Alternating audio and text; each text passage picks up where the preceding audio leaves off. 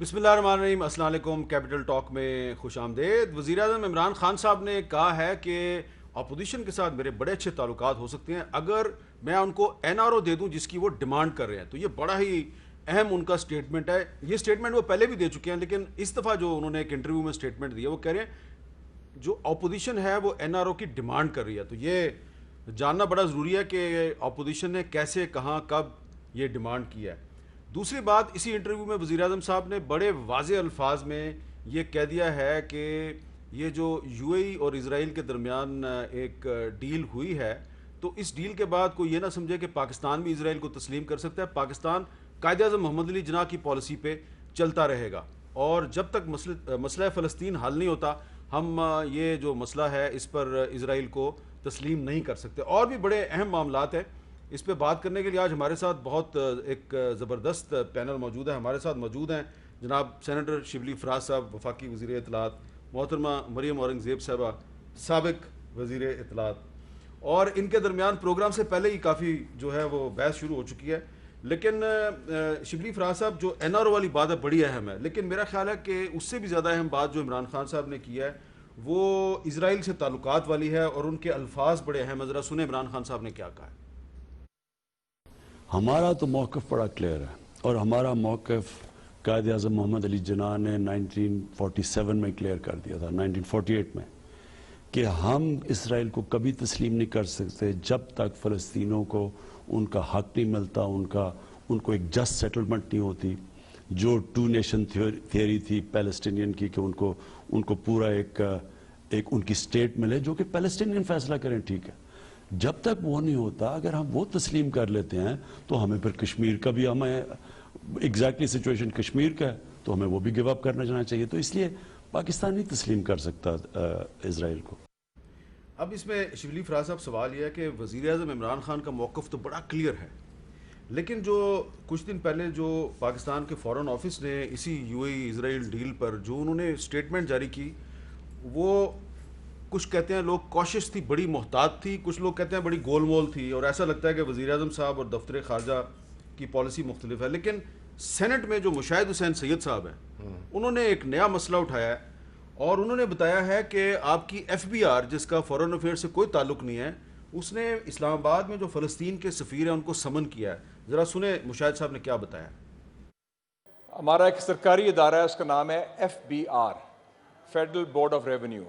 انہوں نے directly the ambassador of the state of Palestine اس کو نوٹس بھیجا، احمد ربائے جو پاکستان کا دوست بھی ہے، اور نوٹس صرف نہیں بھیجا، اس کی 2 گاڑیاں ضبط کی، اور ڈائریکٹلی انہوں نے اس کو سمن کیا کہ تم ہمارے سامنے پیش ہو۔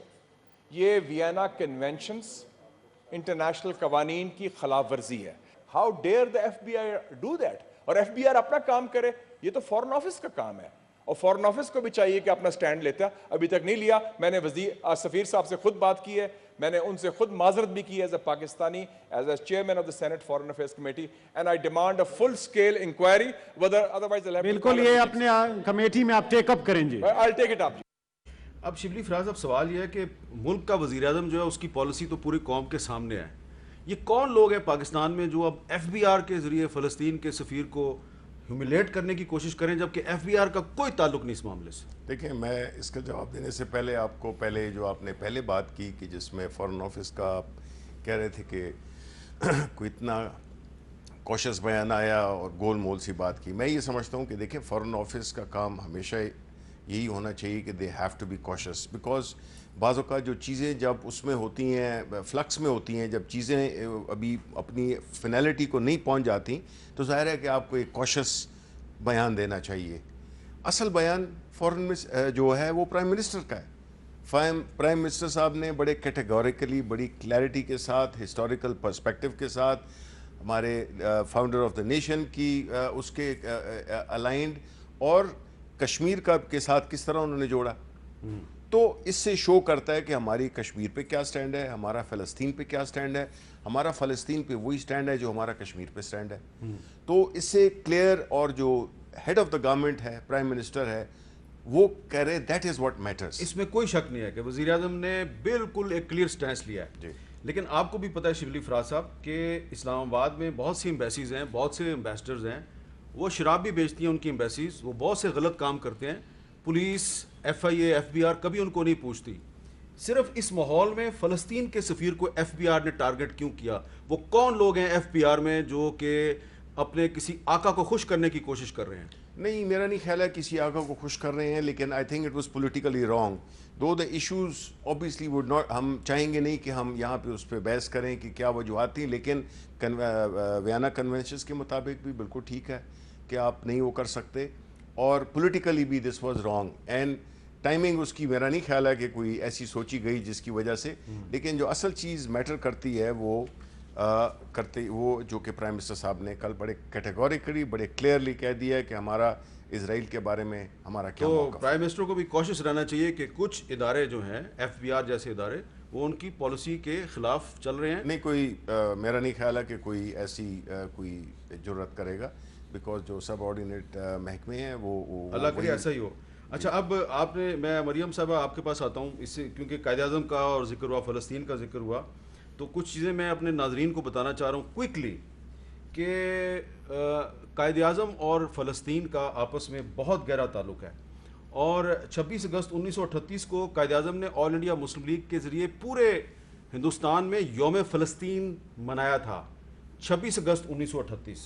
23 مارچ 1940 کی جو قرارداد ہے جس میں ہم کہتے ہیں کہ ایک علیحدہ وطن کا مطالبہ کیا, دوسری جو قرارداد تھی اسی موقع پہ 23 مارچ 1940 کو, اس قرارداد میں فلسطینیوں کی حمایت کی گئی.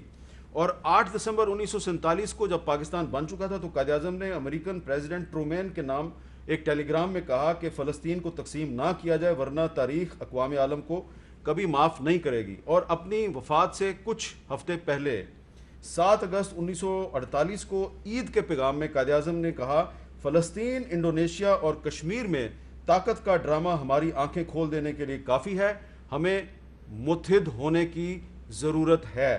اور 1933 سے 1947 کے درمیان آل انڈیا مسلم لیگ نے فلسطینیوں کے حق میں 18 قراردادیں منظور کی, 18 قراردادیں منظور کی. تو مریم اورنگزیب صاحب, آپ یہ اپریشیٹ کریں گے عمران خان صاحب کو کہ انہوں نے فلسطین پہ وہی پالیسی اختیار کی ہے جو قائد اعظم کی تھی؟ بسم اللہ الرحمن الرحیم.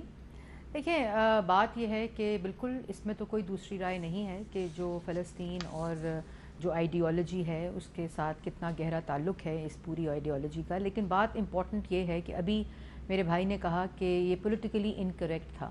یہ اتنا سمپل نہیں ہے کہ آپ صرف ایک لائن بول دیں اور وہ سارا کچھ ٹھیک ہو جائے. اگر آپ کے ایف بی آر ایک انسٹیٹیوشن جو عام انسٹیٹیوشن نہیں ہے, اس کو تمام ڈپلومیٹک نارمز کا بھی پتہ ہے, پریکٹسز کا پتہ ہے, اور اس قسم کا حرکت ہو جانی ایک ایسے انسٹیٹیوشن کے جو ایف بی آر کے ماتحت ہے اور جو اس کے ساتھ کام کرتا ہے, تو کیا اس کے بعد وزیر اعظم نے جو کل ٹی وی پہ بیٹھ کر بیان دے رہے تھے, انہوں نے کوئی کسی کی کوئی طلب کی ایکسپلینیشن, کوئی اپالوجی کی بھیجی ان کو ایمبیسڈر صاحب کو کہ یہ کوئی کیا مسئلہ تھا, کیوں آپ کو بلایا گیا, اس پہ ایکشن کیا لیا گیا؟ اور ٹائمنگز آپ نے جس طرح کہا یہ بہت امپورٹنٹ ہے, اور فارن آفس اور وزیر اعظم کے بیان مختلف نہیں ہو سکتے.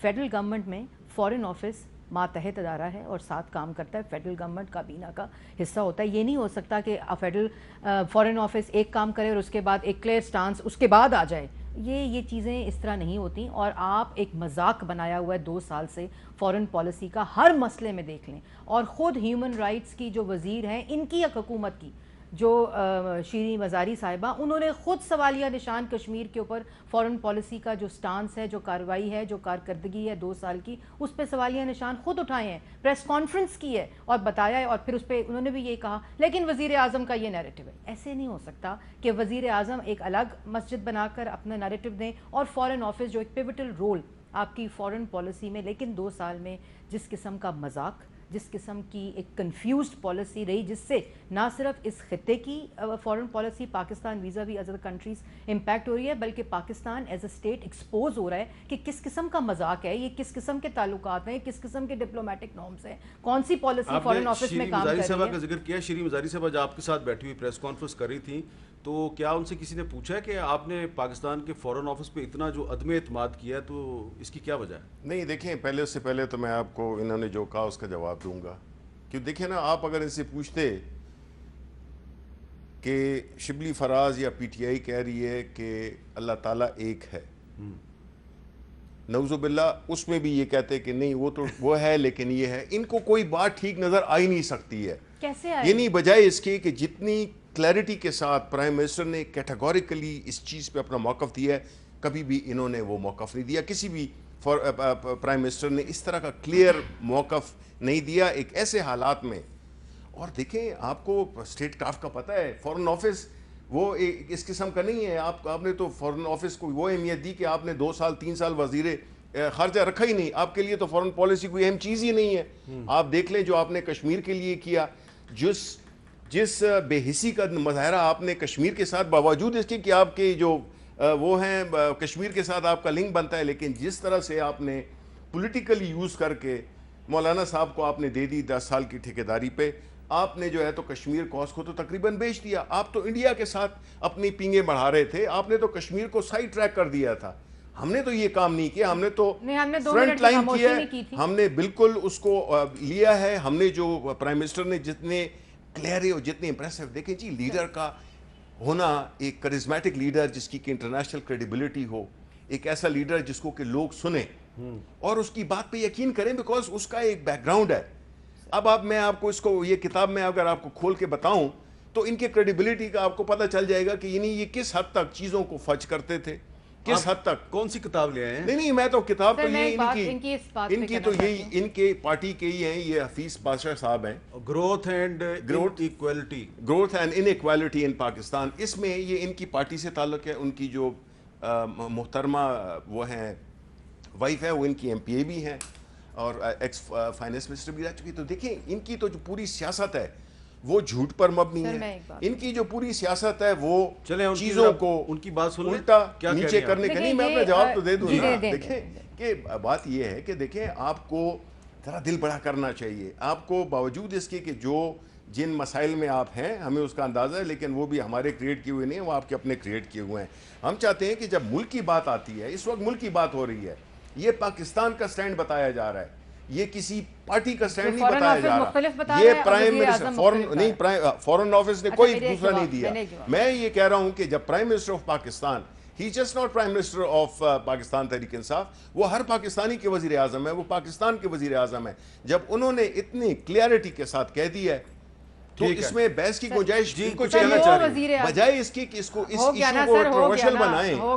اس کو اگر آپ کنٹروورشل بنانا چاہتے ہیں, اس کے کہیں کہ جی اس ایشو پہ ہم ٹوٹلی عمران خان کے ساتھ. سر جب کشمیر کا جوائنٹ سیشن ہوا تھا تو عمران صاحب اپوزیشن میں تھے, بائیکاٹ کیا تھا. جب اردوغان آئے تھے پاکستان تو بائیکاٹ کیا تھا. اس وقت نیشنل ہمیں نہ درس تھے نیشنل انٹرسٹ کے. دوسری بات, وہ وزیر اعظم جو 2000 سے زائد یو ٹرن لیتا ہو, وہ وزیر اعظم جو ہندوستان کے الیکشن سے پہلے کہتا ہو کہ مودی جیت گیا تو کشمیر کے لیے سود مند ہوگا, وہ وزیر اعظم جو اپنی افواج پاکستان اور ISI پہ دہشت گردوں کی ٹریننگ کا الزام لگاتا, اس کی کریڈیبلٹی نہ ہمیں بتائیں کہ کیا ہے اور کیا نہیں ہے. اور وہ وزیر اعظم جو 2 سال حکومت میں رہ کے اور اس سے پہلے کنٹینر پہ رہ کے جو وعدے کیے اس میں سے ایک بھی وعدہ پورا نہ ہو, اس کی کریڈیبلٹی 22 کروڑ عوام جانتی ہے. ہمیں اس کا درس نہ دیں. اچھا, اب جو NRO والی بات ہے اب اس پہ آ جاتے ہیں. جی عمران خان صاحب نے انٹرویو میں NRO کے بارے میں کچھ کہا, ذرا سنیں وہ کیا کہہ رہے ہیں.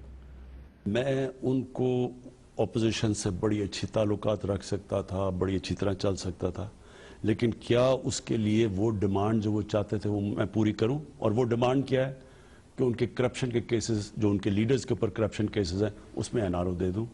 جنرل مشرف نے 2 NRO دیے تھے نا. اب اس میں سوال ہے بڑا اہم, کیا اپوزیشن نے ڈیمانڈ کی ہے؟ میں پہلے اپوزیشن سے پوچھ لوں. جی مریم اورنگزیب صاحبہ, عمران خان صاحب کہہ رہے ہیں کہ اپوزیشن ڈیمانڈ کری ہے کہ ان کو NRO دے دیا جائے اور میں دے دوں تو ان کے ساتھ تعلقات بڑے اچھے ہو جائیں گے. آپ نے کیوں مانگا NRO؟ سر پہلی بات تو یہ ہے کہ یہ بات تو وہ 2 سال سے کہہ رہے ہیں, کوئی نئی بات انہوں نے نہیں کی. ہم نے ان کو چیلنج بھی کیا ہے, اور جب کسی وقت بھی ایسی بات آتی ہے جب سوالیہ نشان وزیر اعظم کی اپنی کارکردگی, اپنی کرپشن اور اپنے جھوٹوں پر اٹھتے ہیں تو ان کی ایک ہی لائن ہوتی ہے, میں اپوزیشن کو NRO نہیں دوں گا. میں نے آپ کے ہی پروگرام میں غالباً ایک دفعہ پہلے بھی کہا تھا کہ کس سے NRO مانگا ہے, کس نے بات کی ہے NRO کی, اور وہ لوگ سر میں ایک بات کروں, جنہوں نے NRO مانگنا ہو وہ سزائے موت کی چکیوں میں نہیں جاتے. جنہوں نے NRO مانگنا ہو ان کے گھروں میں نیب نیازی گٹھ جوڑ چھاپے نہیں مارتے. جنہوں نے کس نے مانگا NRO؟ ہمیں تو سپریم کورٹ हाई कोर्ट्स, नैब कोर्ट्स, उसके बाद ह्यूमन राइट्स कमीशन वॉच के जो फैसले हैं वो पढ़ लें कि 2 साल इस मुल्क में जो सियासी इंतकाम की नैब न्याजी गठजोड़ ने बुनियाद रखी है, वो लोग हम एनआरओ मांगेंगे, हम एनआरओ मांगेंगे? किससे मांगा एनआरओ? ये लाइन कह देनी, फैटफ का बिल आप निगोशिएट कर रहे हैं ह्यूमन राइट्स के खिलाफ, फंडामेंटल राइट्स के खिलाफ, हम उस पर कह रहे हैं इनको ठीक कर लें, अपोजिशन हमसे एनआरओ मांग रही है। किस चीज का फिर भी एनआरओ? आप बार बार मुश्तरका कानून साजी करते हैं, आइंदा भी नहीं, करते मुश्तरका कानून साजी जो दर्ज दे रहे थे ना अभी नेशनल इंटरेस्ट में, वो करते हैं हम कि फैटफ का जो मसला है वो नेशनल इंटरेस्ट का मसला है, उसको भी सियासत की नज़र इन लोगों ने किया। ऑपोजिशन, हमने भी फैटफ की लेजिस्लेशंस की थी, हमने तो ये इस तरह की ढोल नहीं बजाए थे कि एनआरओ। और मैं एक दफ़ा मैं कैटेगोरिकली आपके प्रोग्राम के जरिए वजीर आजम पाकिस्तान से या उनके स्पोक्स पर्सन से पूछना चाहती हूँ कि किसने एनआरओ मांगा है, किसने डिमांड किया एनआरओ, और किसको एनआरओ दे रहे हैं जो सजाए मौत की चक्कियों में, एक मिनट, सजाए मौत की चक्कियों में सजाएं काट आए हैं, जिनको हाई कोर्ट, सुप्रीम कोर्ट्स और दूसरे कोर्ट्स ने उनको रिलीफ दी और बताया है कि आज 2 साल गुजरने के बावजूद इनके पास तमाम गवर्नमेंट रिकॉर्ड होने के बावजूद एक धेले की करप्शन ना ये साबित कर सकें, सिर्फ जेलों में डाल सकते हैं। और एनआरओ वो लोग नहीं मांगते जो बेटियों के साथ जेलों में रहकर आते हैं और उनके सामने बेटियों की गिरफ्तारियां होती हैं। अब ये बताइए शिबली फराज साहब के अपोजिशन के कौन से लीडर ने किससे एनआरओ मांगा? देखिए, मैं बिल्कुल आपको मैं बताता हूँ। मैं ये पहले ये कह दूँ कि ये इन्होंने 1-2 दफ़ा इस्तेमाल किया कि जो मौत की कोठरी में और जेलों में और पता नहीं क्या कुछ इन पे वो किए हैं। देखिए, इनकी तो लीडरशिप जो है, आप इनकी तारीख देख लें इनकी लीडरशिप की। जब भी ये इक़्तिदार से बाहर होते हैं ये मुल्क से भाग जाते हैं, ये मुल्क में रहते नहीं है, बिकॉज पाकिस्तान में रहकर ये इक़्तिदार के बगैर बिल्कुल ऐसे हैं जैसे कि मछली पानी के आप बाहर।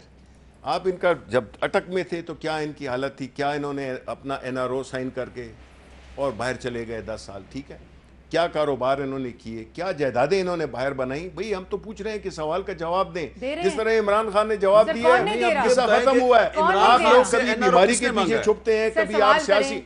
इमरान खान से एनआरओ किसने मांगा? इमरान से मैं आपको बताता हूँ, दोनों सियासी जमातों ने जितनी भी, किसने? देखें, आप तो जो बिल लेके आए हैं ना, नहीं सर, किसने मैं तो मांगा है? नहीं, मैं आपको बताता हूँ, ये तो नहीं होता कि कोई एक बंदा मांगता है। आपके जो आप लोगों जो है ना, मैं ये लफ्ज इस्तेमाल नहीं करना चाहता हूं। किसने डिमांड जिस किया? तरह आपकी पार्टी ने डिमांड किया, किसने? आपकी पार्टी ने, जो आपके मेंबरान हैं, आपके मेंबरान हैं। मैं आपको चैलेंज कर रही हूं, मैं आपको लिख के लेके देता हूँ। नहीं, मैं उस मीटिंग में शामिल हूँ जी, आप थी नहीं उसमें, आप लिखे नहीं, आप बोल दें। नहीं, मैं आपको, देखें, मैं आपको बताता हूँ, ये तो उन मीटिंग में है नहीं, पता नहीं इनकी पार्टी का मसला है। ये आपकी इग्नोरेंस का मैं तो जिम्मेदार नहीं हूँ ना। बात नहीं है, मुझे सब पता है, जिस मीटिंग में आप लोग भी बैठते हैं, मुझे सिर्फ ये बता दें किसने डिमांड किया है एनआरओ। आई चैलेंज देम, मैं आपको चैलेंज करते हैं, मैं ये बताऊं, बात तो सुनने दें ना, जवाब दें। मैं जवाब दे रहा हूँ ना, मैं जवाब दे रहा हूँ। आप वजीर आजम का बयान ना दें, मैं बयान वजीर का नहीं, आप लोगों की सियासत, किसने मांगा है? आप मुझे नहीं, ऐसे नहीं हो सकता ना। नहीं, मैं आपको जवाब दे रहा हूं। मैं आपको, देखें, आपको तो मरियम औरंगजेब, मुझे आप बताएं, आपको तो टीवी पे नहीं आना चाहिए। आप मुझे बताएं, जिस पार्टी के लीडर को आप जिस लीडरशिप को रिप्रेजेंट कर रहे हैं वो जमानतों पे भागे हुए हैं। आप मुझे ये बताएं कि आपके जो मेंबरान हैं, आपके जो एमएनएज हैं, वो हमारे साथ आके बैठे हैं, उन्होंने हमें बिल, मैं आपको प्रॉमिस करता हूं कि मैं आपको कल सुबह में ये पूरा बिल भेज दूंगा जो कि इन्होंने कहा है। इन्होंने सुने ना, अच्छा, बंदे का नाम बता दे, बंदे का नाम नहीं सुन रहा हूं, ये बता दो, इनको कन्वीनियंट नहीं है ना।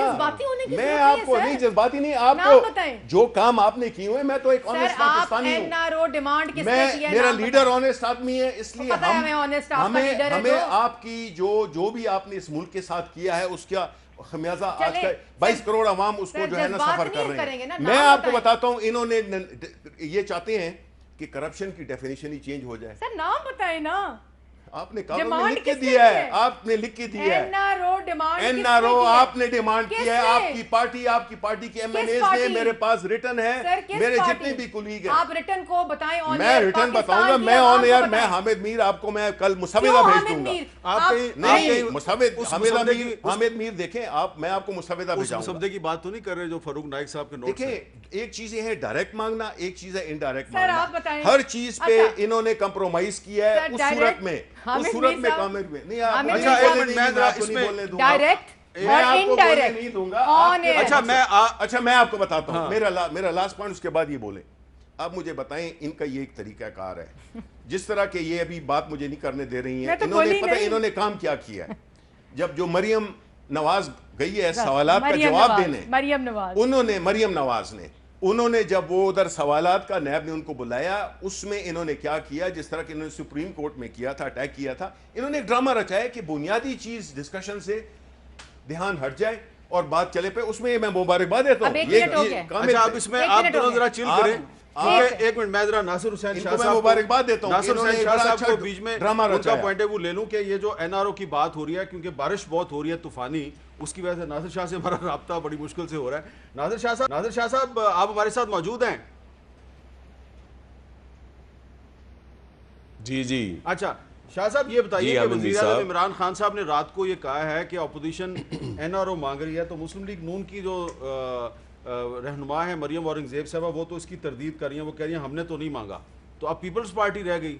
تو عمران خان صاحب نے اپنے انٹرویو میں جس این آر او کا ذکر کیا وہ مشرف صاحب کے دور میں, تو اس میں تو پیپلز پارٹی شامل تھی. تو کیا یہ درست ہے کہ آپ کی پارٹی نے بھی کوئی ابھی ماضی قریب میں این آر او مانگا ہے عمران خان صاحب کی حکومت سے؟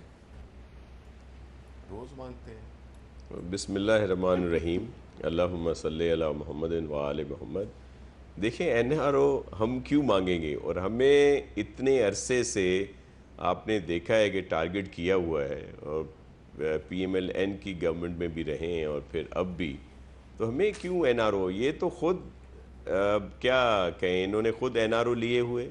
یہ جو باتیں کیا کرتے تھے کہ ایمنسٹی اور بہت ساری چیزیں, کوئی ایک چیز بتا دیں جس پر یہ رہے ہوں. جو خان صاحب نے الیکشن سے پہلے ایک باتیں کیں اور اس کے پاس کسی ایک بات پر بھی عمل کیا ہو.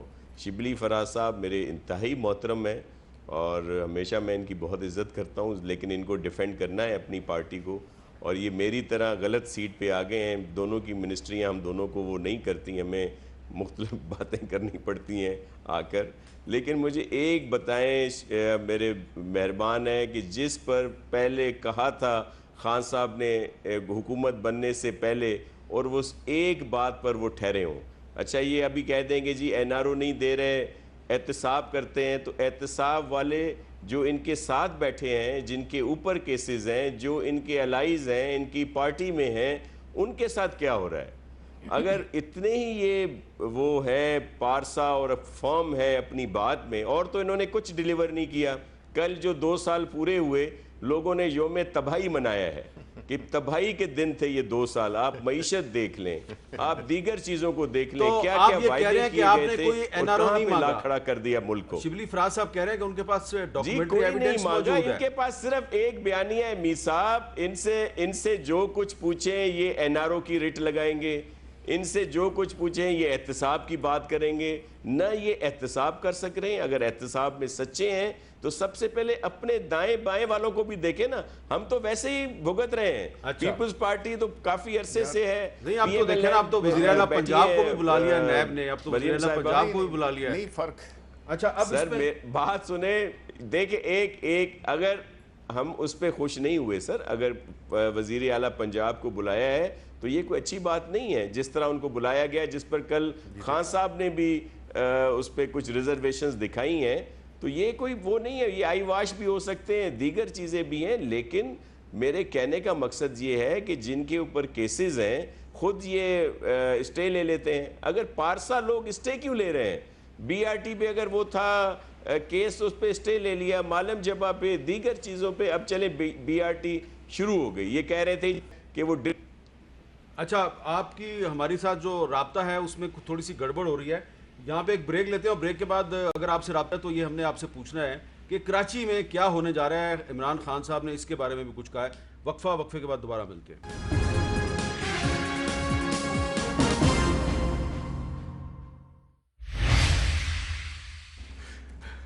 کیپٹل ٹاک میں دوبارہ خوش آمدید. بڑی دلچسپ گفتگو ہو رہی تھی اس وقفے کے دوران, اور عمران خان صاحب جو ہیں وہ کہہ رہے ہیں کہ ہم بہت جلد سندھ میں کچھ کرنے والے ہیں. آج کراچی پریس کلب کے سامنے پیپلز پارٹی نے ایک مظاہرہ بھی کر دیا ہے, اور خبریں یہ آ رہی ہیں کہ اسد عمر صاحب کی اور وزیر اعلیٰ سندھ کی ملاقات بھی ہوئی ہے. تو عمران خان صاحب کیا کہہ رہے ہیں, وہ سندھ میں کیا کر سکتے ہیں, ذرا سنیں. بہت برے حالات ہیں کراچی کے, لیکن دیکھیں انفارچونیٹلی جب تک آپ 18th امینڈمنٹ میں رائٹس دیتے ہیں آپ صوبے کو, اور ان کو جتنی بھی رائٹس دے چکے ہیں, اس سچویشن میں بیٹھ کے جدھر کہ گورنمنٹ किसी और पार्टी की है।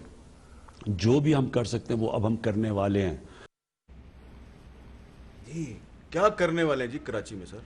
देखें, कराची के मामले में हमारा एक वहाँ पे एक पॉलिटिकल स्टेक है, ख़ास तौर पे कराची में। हमने वहाँ से 14 से ज़्यादा सीटें ली हैं।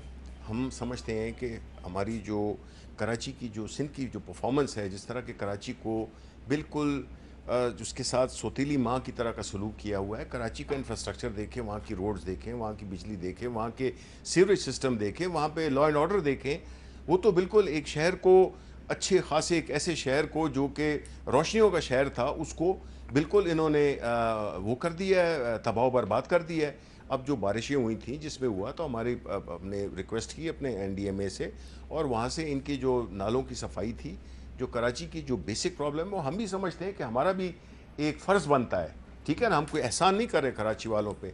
कराची वालों के लिए हम जो भी कर सकते हैं बहैसियत वफाकी हुकूमत, क्योंकि जिस तरह प्राइम मिनिस्टर साहब ने कहा कि जो 18 तरमीम के बाद हमारी कई चीज़ें जो हैं जो कि उनके पास अपने हैं, तो ये तो पूछने का हक बनता है ना कि खरबों रुपए दिए गए हैं, वो कहाँ पे लगे हैं। वो तो हमें अगर कराची में नज़र नहीं आते हैं तो आप सोच लें कि जो रूरल सिंध की सिचुएशन होगी वो क्या होगी। अच्छा नासिर शाह साहब, जो मुलाकात हुई है असद उमर साहब की और वज़ीर आला सिंध की, उस मुलाकात में क्या डिस्कस हुआ, और जो इमरान खान साहब ने कहा है कि हम बहुत जल्द कुछ करने वाले हैं, कोई अंदाजा हुआ है आपको क्या वो क्या करने वाले हैं? जिस तरह शिबली फराज साहब अभी मरियम साहिबा औरंगज़ेब साहिबा से कह रहे थे कि कुछ मीटिंगों में इनको नहीं बुलाया जाता और इनको पता नहीं होता, इस तरह मेरे एक मोहतरम शिबली फराज को भी इन चीज़ों का, मीटिंगों का कुछ पता नहीं है कि वहाँ पे क्या तय हुआ है या क्या होना है। और जो इस तरह की बातें, आज हम लोग थे उस मीटिंग में, वो एक कोऑर्डिनेशन और फैसिलिटेशन कमेटी टाइप कह दें, जिसमें वफाकी वज़रा भी होंगे और सिंध गवर्नमेंट से भी होंगे, जो इश्यूज़ हैं पूरे सिंध के लिए।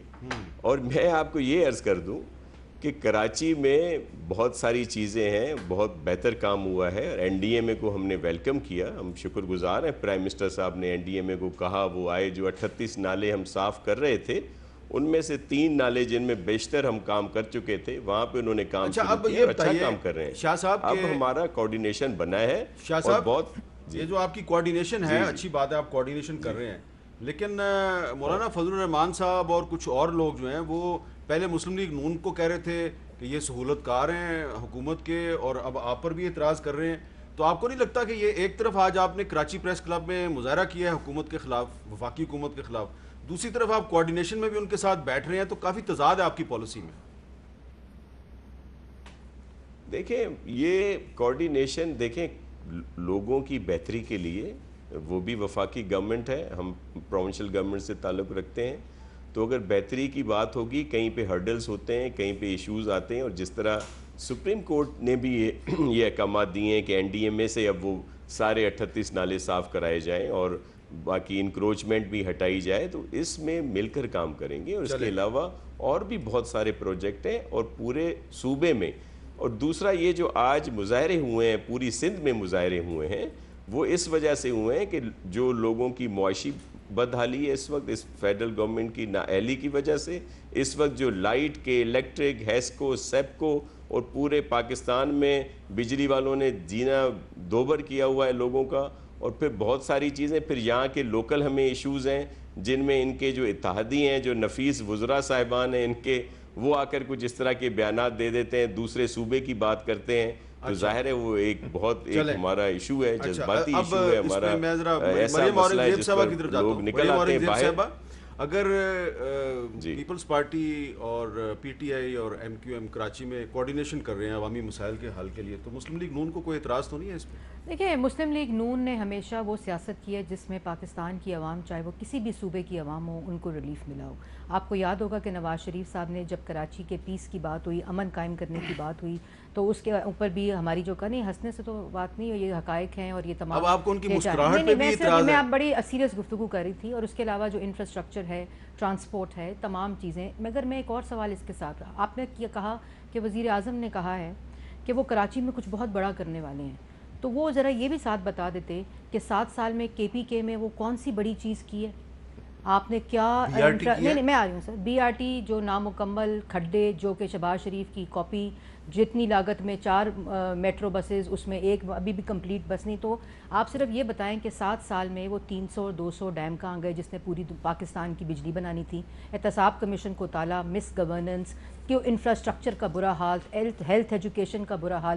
7 سال ایک صوبے میں حکومت رہی ہو تو وہی وہ کام کریں گے جو وہاں کیا. پنجاب میں 2 سال میں انفراسٹرکچر تباہ، گورننس تباہ، کرپشن کا کیا عالم ہے، چینی آٹے کی کیا پرائس ہے.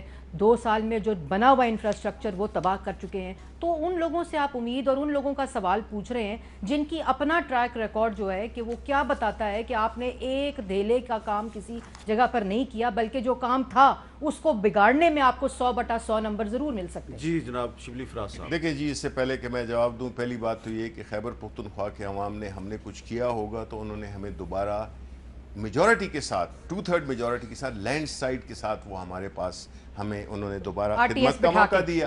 ٹھیک ہے نا. اب خیبر پختونخوا کے لوگوں کو ہم آئندہ بھی جواب دہ ہوں گے. اب میں ذرا ان کی کریڈیبلٹی پہ آ جاتا ہوں جی کہ یہ ان کی جو بات کرنے کا وہ ہوتا ہے، اس ملک کو جس حالات میں پہنچایا. میں انہی کے ایک پارٹی کے ہمدرد اور اسی پارٹی سے تعلق رہے ان کی ایک کتاب ہے جو کہ میں آپ کو دکھا بھی سکتا ہوں. اس میں ہے جی، جن کے پاس اگر یہ کتاب ہو تو پیج نمبر ہے 474. ٹھیک ہے. اس میں جو پہلی جو اصل چیز ہے، کتاب کا نام بھی بتاتا ہوں، growth and inequality in Pakistan by agenda for reforms by Hafiz Pasha.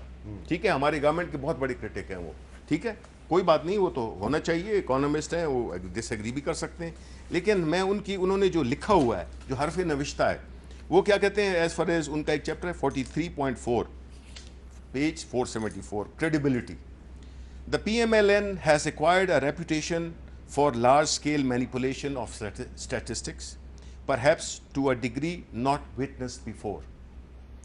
The principal source of economic and social statistics is the Pakistan Bureau of Statistics, جو کہ اسحاق ڈار نے اپنے انڈر لیا ہوا تھا. وہ اس کا جواب دہ ہوتا تھا، وہاں سے وہ مینیپولیشن ہوتی تھی.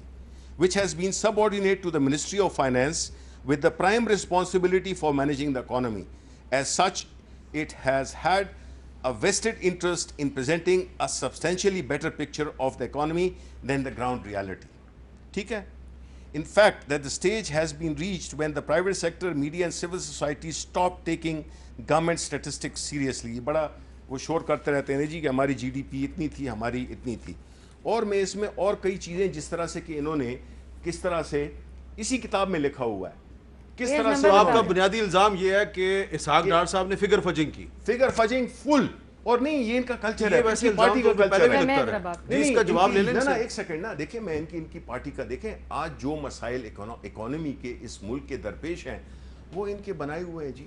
انہوں نے جس کے ساتھ جو ملک کے ساتھ نقصان کیا وہ ہمارا انڈیا بھی نہیں کر سکتا. میں اس کی وجہ اگر مجھے دے دیں پھر سارا ٹائم ان کو دے دیں آپ. دیکھیں انہوں نے کیا کیا کہ انہوں نے آج جو ہمارے ہاں ان امپلائمنٹ ہے، آج جو ہمارے ہاں ڈی انڈسٹریلائزیشن ہوئی ہے، آج ہمارے ہاں جو فسکل جو کرنٹ اکاؤنٹ ڈیفیسٹ تھا جس کو ہم بار بار کہتے تھے، جس کو کہ ہم 20 ارب سے 3 پہ لائے، بنیادی وجہ یہ تھی کہ یہ چیزوں انہوں نے جو دشمنی کی پاکستان کی انڈسٹری کے ساتھ کہ کرنسی کو آرٹیفیشلی 5 ارب ڈالر سالانہ. لیکن آپ بھی تو مہنگائی کو قابو نہیں کر سکے نا. ہم تو یہ اس چیز کی نتائج ہے نا. دیکھیں ہم نے تو یہ چیز تو اگر بات صرف اسینشل آئٹمز کی ہے تو انشاءاللہ کنٹرول میں آ جائیں گے. ان کا جواب لینا. لیکن میں یہ کہنا چاہتا ہوں کہ جب اکانومی یا ملک کی جو حالات ہے اس پہ یہ بات کرنے سے 10 دفعہ پہلے سوچ لیا. اچھا آپ کی پارٹی پہ انہوں نے فگر فجنگ کا الزام لگایا. حفیظ الزام نہیں لگایا، یہ کتاب ہے بھائی. اچھا ذرا آپ ان کو کتاب دینا. یہ بالکل کتاب دینا ذرا ان کو. میں وقفے کے دوران ذرا جو مریم اورنگزیب صاحبہ ذرا وہ ریکنفرم کریں اس کو جو لکھا ہے وہ صحیح ہے. وقفے کے بعد دوبارہ ملتے ہیں.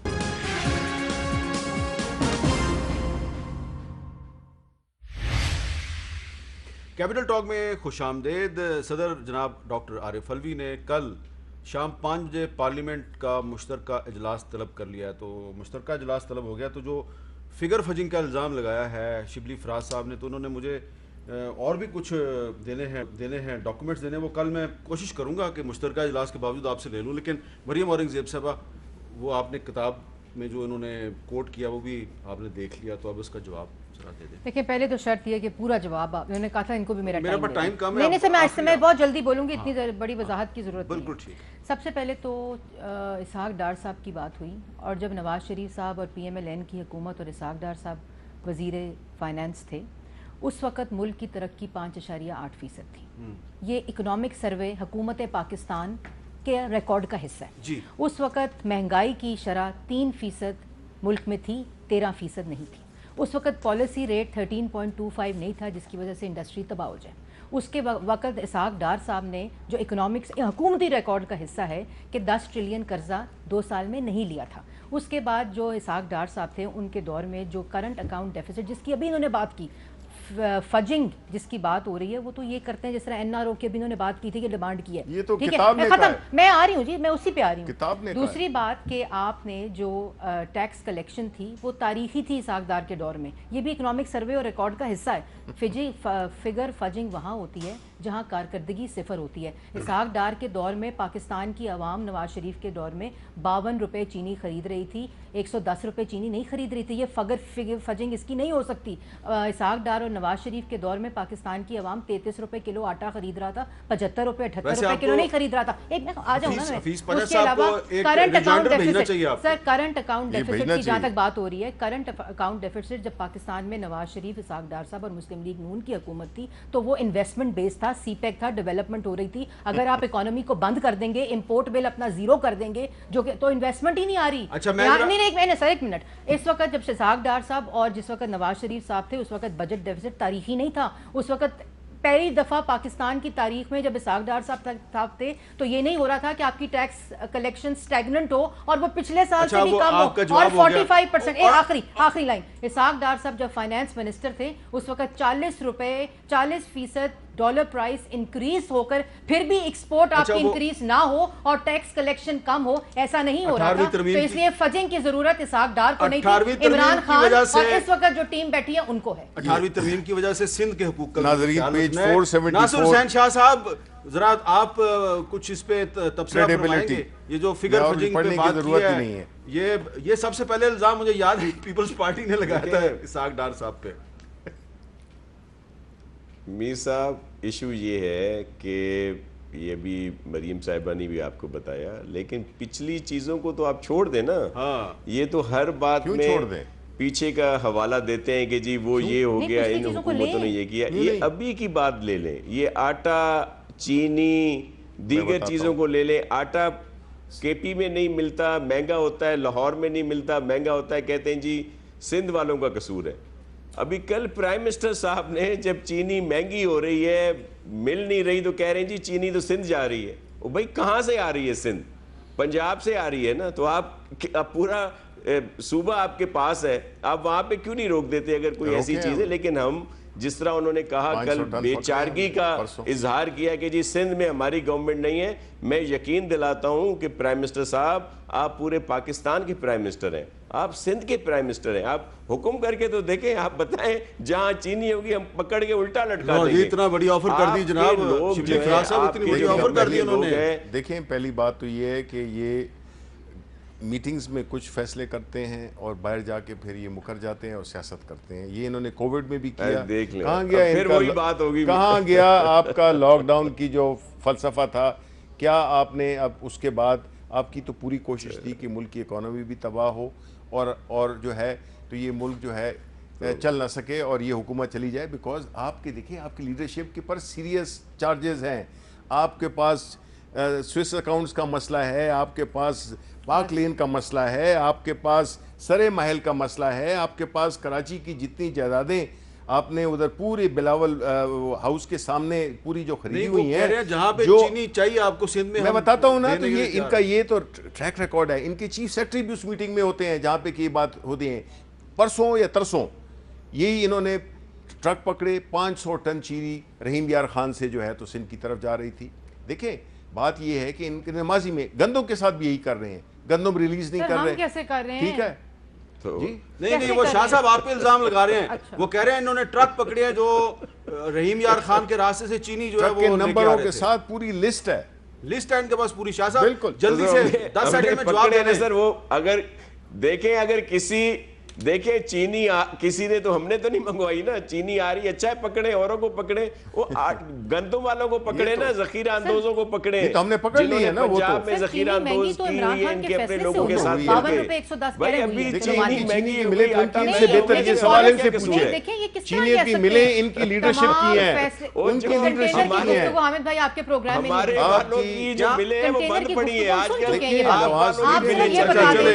آج یہ کہہ رہے ہیں کیا کس لیڈر کو ریپرزینٹ کر رہے ہیں, آج چینی کس لیڈر کو ریپرزینٹ کر رہے ہیں, 10 روپے اور کلو آج یہ عمران بات خان کر کے رہے ہیں. فیصلے سے ہوئی, آج آٹا 33 روپے سے بہت بہت 78 روپے شکریہ کلو جناب شبلی عمران فراز خان کے صاحب, ملک فیصلے میں سے. پیسے واپس لائیں اور اپنے لیڈرشپ بہت بہت کو شکریہ جناب واپس آئیں. ناصر حسین شاہ صاحب. اور کنکلوژن میں یہی کہوں گا کہ وزیر اعظم عمران خان صاحب نے جو یہ بات کہی ہے کہ جب تک فلسطین کا مسئلہ حل نہیں ہوتا پاکستان اسرائیل کو تسلیم نہیں کرے گا. وہ تمام لوگ جو پاکستان کو اسرائیل کو تسلیم کریں ان کو چاہیے کہ قائد اعظم کی پالیسی پہ چلیں. اجازت دیجیے.